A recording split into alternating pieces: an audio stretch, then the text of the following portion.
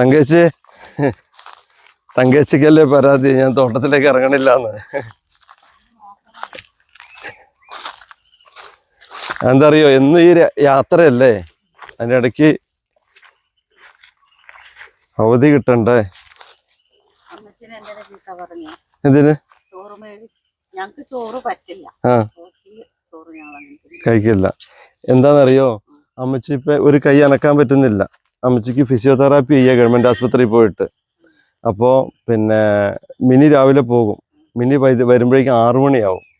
അപ്പോൾ മിനിക്കൊന്നും ചെയ്തിട്ട് പോകാൻ പറ്റില്ല. അമ്മച്ചി കൈ കൊണ്ടിട്ട് അയ്യഭാവം വിളിച്ച് കരയുക. അപ്പോൾ ഇത് തന്നെ അമ്മച്ചിനോട് ഞാൻ പറഞ്ഞത് മീനങ്ങാടിന്ന് ഞാൻ മേടിച്ച് കൊടുക്കാന്നാണ് പറഞ്ഞത്. അമ്മച്ചിക്ക് തേങ്ങ ചിരണ്ടണേ, കൈ അനക്കാൻ പറ്റില്ല. പിന്നെ ഒന്നും അമ്മച്ചിക്ക് ചെയ്യാൻ പറ്റില്ല. ബാത്റൂമിൽ കുളിച്ചുകൊണ്ടിരിക്കുമ്പോൾ ഞാൻ ഇറങ്ങി ഓടുകയാണ്, കാരണം അമ്മച്ചിൻ്റെ നിലവിളി കേട്ടിട്ട്.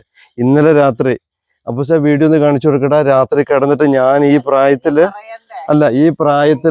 അമ്മച്ചിൻ്റെ ഞാൻ കാണിച്ചു തരാം തങ്കേച്ചി.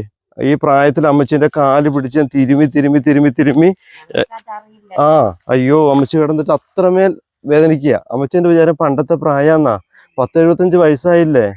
ഇപ്പൊ തങ്കേച്ചി നോക്കി, എനിക്ക് ഇവനെ മീനങ്ങാടിക്ക് വണ്ടി കൊടുത്ത് വിട്ട് ഇത് മേടിച്ച് തിരിച്ച് വരുന്ന നേരം കൊണ്ട് അമ്മച്ചി ഇവിടെ ഉണ്ടാക്കണേ അത് എളുപ്പം.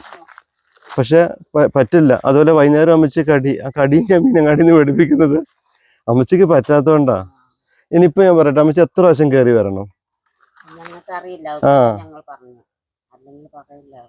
അമ്മച്ചി ആയുസോടെ ഇരിക്കണം, നമുക്ക് അത്രേ ഉള്ളൂ.